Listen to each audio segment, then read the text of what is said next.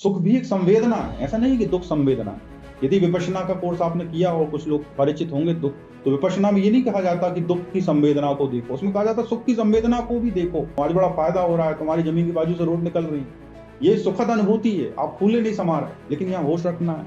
तो बूढ़े से आने होते हैं, भैया जरा होश में रहो, जमीन तमीज में रहो, जमीन पे चलो, उड़ो मत। और जो नए नए लड़के होते हैं उनको समझाते हैं बूढ़े से आने, उनकी कोई सुनता नहीं है, फिर उनकी सुनते नहीं, बड़ी बड़ी गाड़ियां ले आते हैं। बोले भैया तो मुझे मिले थे, वो कह रहे थे यार हस्बैंड वाइफ में यदि लड़ाई झगड़े ना हो तो बोले कोई नमक ही नहीं रह जाता, बोले कोई रुचि नहीं रह जाती, फिर वो जिएंगे कैसे? क्यों? हम उसको समझते हैं कि इससे एक टसल सी बनी रहती। बोले रिश्तेदारी में गर्माहट कैसे बने? बोले थोड़ी बुरी लग जाए, वो थोड़ा क्या है उससे वार्मथ बनी रहती, तो उससे क्या रिश्ते नाते बने रहते हैं। बहुत ज्यादा लड़ाई हो जाए तो दूर हो जाते, थोड़े थोड़े बोले बने रहेंगे, तो उससे वार्मथ बनी रहती।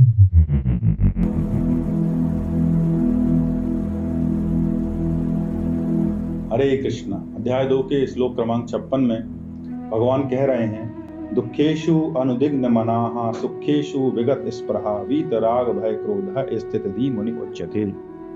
दुखेशु दुखों की प्राप्ति होने पर जिसके मन में अनुदिग्न मना उद्वेग नहीं होता, सुखेशु विगत स्पृहा सुखों की प्राप्ति होने पर जो सदा निस्पृह, तथा जिसकी वीतराग भय क्रोध राग भय और क्रोध नष्ट हो गए हैं, मुनि स्थिति उच्यते, मुनि स्थित बुद्धि कहा जाता। मतलब स्थित बुद्धि की परिभाषा दे रहे हैं भगवान कह रहे हैं कि स्थिति मुनि उच्यते, ऐसा व्यक्ति स्थित प्रज्ञ कहलाता है, जैसे व्यक्ति का माइंड स्टेबल। कौन है बोले? अब सुनिए उसके क्या लक्षण। दुखेशु अनुदिग्न मनाः सुखेशु विगत स्पृहा। दुखेशु अनुदिग्न मना मतलब दुख हो रहा है तो वो प्रभावित नहीं होता। जरा सा मतलब आपको जैसे धूप लग जाए और आप कैसे चिलचिला जाते हो, अरे धूप लग रही, एसी बंद हो गया, अरे एसी बंद हो गया। दुखेशु अनुदिग्न मनाः सुखेशु विगत स्पृहा। लॉटरी लग गई, आज जो है चौगुना फायदा हो गया, आज जो है जितने ग्राहक आते थे उससे 4 गुने आ गए, बड़ी बड़ी डील हो गई। क्या हो गया? उड़ी में आ गए, अपनी जमीन के बाजू से रोड निकल गई, पूरा का पूरा घर उड़ने लगा। इतना उड़ने लगे पता चला कि वो उड़ने से उनका पूरा परिवार नष्ट हो गया। पूरा परिवार नशा करने लगा, कोई जो है बड़ी बड़ी गाड़ियां खरीद लाया, उल्टे सीधे रिलेशन बना लिए और नष्ट हो गए। मतलब ऐसा नहीं है कि दुख ही, क्या बोल रहे हैं भगवान, दुखेशु अनुदिग्न मना, दुख का फील होना बड़ा कठिन है, ऐसा नहीं है। सुख भी जब अधिक मात्रा में आ जाता है वह भी उतना ही खतरनाक है। सुख भी एक संवेदना है, ऐसा नहीं कि दुख संवेदना है। यदि विपश्यना का कोर्स आपने किया और कुछ लोग परिचित होंगे तो विपश्यना में ये नहीं कहा जाता कि दुख की संवेदना को देखो, उसमें कहा जाता सुख की संवेदना को भी देखो। ये सुख आ रहा है, सुखद अनुभूति है, ये अनुभूति है, सत्य नहीं है।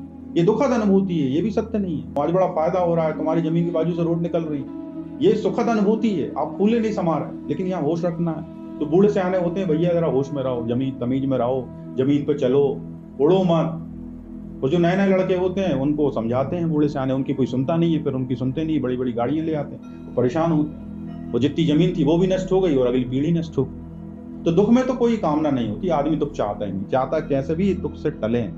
तो जिस व्यक्ति को दुख से भी प्रॉब्लम ना हो, दुखेशु अनुदिग्न मना, ऐसा ये मनोस्थिति आ जाए, फिर अगली स्थिति भगवान कह रहे हैं कि वीतराग भय क्रोध स्थिति मुनि उच्यते। वीतराग भय क्रोध मतलब जिसका भय और क्रोध नष्ट हो गया। ऐसा व्यक्ति नहीं है कि वो अपना क्रोध दबा के बैठा, बोले हम तो क्रोध ही नहीं करते। बोले क्या हुआ?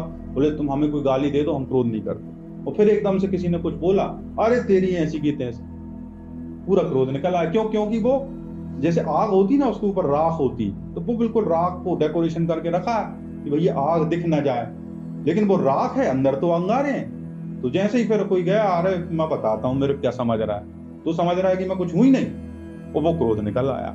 वो क्रोध क्या था? वो भीतर दबा हुआ, वो भीतर आग के स्तर में नहीं है। मैं बोल रहा हूँ इसका मतलब मैं भी हो गया ऐसा नहीं, लेकिन भगवान कृष्ण यही कह रहे हैं, वीतराग भय क्रोध है।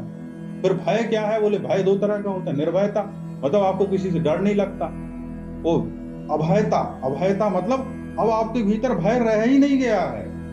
तो जो अध्यात्म का चरम शिखर है वो अभयता है। अभयता मतलब वो भय है ही नहीं, भय किसी बात का है ही नहीं, क्योंकि अब जो है आप निर्भय नहीं हो, अब आप अभय के प्राप्त हो। निर्भय कौन होता है? अपने एरिया में आ गए अपन, जहां अपने आसपास 4 लोग जानते हैं, अपने घर में बैठे निर्भय हो गए, कोई डर नहीं लग रहा। जैसे ही आपको जंगल में पहुंचाया या अपरिचित जगह पहुंचाया, एक अलग शहर में पहुंचाया, जब कोई जान पहचान नहीं रहा, कोई नमस्ते नहीं कर रहा, कोई अंकल जी नहीं, कोई भैया जी नहीं, तो क्या हुआ? आपको क्या होने लगा? डर लगने लगा। ये निर्भयता है। निर्भयता क्या कंडीशनड होती है, एक जगह आपको जो है भय लगता है, एक जगह नहीं लगता है। अपने घर में सब शेर होते हैं, अपने घर में जो बोले जो है वो हम शेर से लड़ लें। अभी मैं कल पाकिस्तान की वीडियो देख रहा था, तो वहां क्या है, बोल रहे थे कि भैया वो आजकल शेर पाल रहे हैं, टाइगर। तो क्या बचपन बच्चा ले आते हैं, 2 लाख 10 लाख में मिल जाता है, और उसको धीरे धीरे दूध पिलाते हैं, गोश्त पिलाते हैं, जो भी करते हैं, तो धीरे धीरे वो टाइगर बन जाता है, बड़ा हो जाता है, तो उनके घर में पाल रहे हैं। अच्छा, वो जानवर है तो क्या होता है कि वो शुरू से उसके डरने की आदत पड़ जाती है, तो वो उनसे डर रहा होता है। अब यही व्यक्ति जो टाइगर पाल रहा है, इनको जंगल में भेज दिया जाए, तो ये इतने निर्भय दिखाई देंगे? सोशल मीडिया पे वीडियो बना बना के वायरल कर रहे हैं, देखो हम टाइगर को दूध पिला रहे हैं, उसकी कंघी कर रहे हैं, और फिर वो कभी कभी अपने फार्म में आ जाता है और आसपास के लोगों को निपटा देता है। ये पाकिस्तान में चल रहा है, पूरी दुनिया में ये विवाद चल रहा है कि ऐसा पाकिस्तान के लोग कैसे कर सकते हैं। एक वीडियो वायरल हुआ, बोले उसमें क्या हुआ कि वो अपने घर से छलांग लगा के निकला टाइगर, और उसने एक महिला के ऊपर हमला कर दिया। जब से वो इंटरनेशनली एक इशू बन गया कि ऐसा होता। अब यही पाकिस्तान के जो व्यक्ति हैं, उनको बोला जाए कि आप जंगल में रियल में टाइगर का मुकाबला करो, नहीं कर पाए। तो ये निर्भयता है। मैं नहीं कह रहा कि डरपोक आदमी के लक्षण, इसको निर्भयता कहा गया, कोई कंडीशन। अभयता ऐसी नहीं होती। अभय का मतलब होता है कि अब यदि जंगल में भी शेर मिल जाए तब भी वह व्यक्ति कपेगा नहीं, वो अभय। तो वो क्या है? परम पद। परम पद मतलब उसको आप कह सकते हो स्टेबल माइंड, स्थिति। अपने घर में सब दरवाजे लगा के बैठ गए, सब बढ़िया है, और बोले हम बड़े निर्भय हैं, तो वो एक कंडीशन, एक स्थिति आई, फिर आप फिर से भयभीत हो जाओ। तो भगवान यहाँ जो बात कर रहे हैं, अभयता की बात कर रहे हैं। भगवान यहाँ बात कर रहे हैं ऐसे क्रोध की जब भीतर क्रोध ही नहीं बचा, वो सॉफ्टवेयर ही साफ हो गया। अब आपके भीतर क्रोध की आवश्यकता ही नहीं, क्रोध की जरूरत ही नहीं। भगवान जिस निष्कामता की बात कर रहे हैं, वो कह रहे हैं आपके अंदर कोई इच्छा ही नहीं, ये सॉफ्टवेयर ही उड़ गए। तो कोई बोलेगा अरे यार सॉफ्टवेयर उड़ गए तो जिएंगे कैसे? बोले फिर तो यार बड़े अजीब स्थिति आ गई, क्योंकि आप क्रोध ही नहीं आता, आपके भीतर कोई भावना ही नहीं। बोले भैया तो मुझे मिले थे, वो कह रहे थे यार हस्बैंड वाइफ में यदि लड़ाई झगड़े ना हो तो बोले कोई नमक ही नहीं रह जाता, बोले कोई रुचि नहीं रह जाती, फिर वो जिएंगे कैसे? क्योंकि आपका मनुष्य का जो स्वभाव है, मनुष्य का जीवन है, हम प्रेम पूर्णता का रस ही नहीं जानते। हम चाहते हैं कि लड़ाई झगड़े ही जीवन, क्यों? हम उसको समझते हैं कि इससे एक टसल सी बनी रहती। बोले रिश्तेदारी में गर्माहट कैसे बने? बोले थोड़ी बुरी लग जाए, तो थोड़ा को है उससे वार्मथ बनी रहती, तो उससे क्या रिश्ते नाते बने रहते हैं। बहुत ज्यादा लड़ाई हो जाए तो दूर हो जाते हैं, थोड़े थोड़े बोले बने रहते, तो उससे वार्मथ बनी रहती। तो ये सब जो संसार के जो हम ताने बाने में जीते हैं, संसार में जो भावनाओं के साथ खेलते हैं, तो ये सब भावनाएं क्या है? ये भावनाएं मनुष्य की देह की। तो यहाँ ये नहीं हम चर्चा कर रहे कि ये इतने बड़े स्तर पर पहुंच जाए कि हमारे भीतर क्रोध ही ना रहे, हमारे भीतर भय ही ना रहे, और हम अभयता को प्राप्त हो जाए। ये चेतना की संभावना है, चरम संभावना, और हम चरम संभावना तक ना पहुंचे तो थोड़े बहुत आगे बढ़े। भगवान अर्जुन को समझा रहे थे। भगवान का मतलब ये नहीं कह रहा है कि तुम ऐसे हो ही जाओ, भगवान समझा रहे हैं, क्योंकि वो पूछ रहे थे कि भैया स्थित प्रज्ञ होता क्या है? स्थिति थी तो भगवान समझा रहे हैं कि स्थित प्रज्ञ मुनि उच्यते। कौन?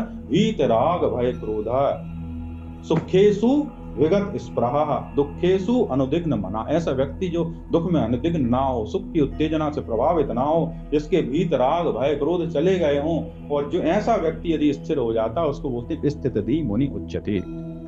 तो अपने भीतर यदि स्टेबल माइंड चाहना है तो उसकी क्या टॉप मोस्ट स्थिति है, आप उसके सारे में समझें। अगले श्लोकों में भी भगवान अभी स्थित प्रज्ञ क्या ही वर्णन कर रहे हैं। सुनने के लिए बहुत बहुत धन्यवाद। हरे कृष्णा।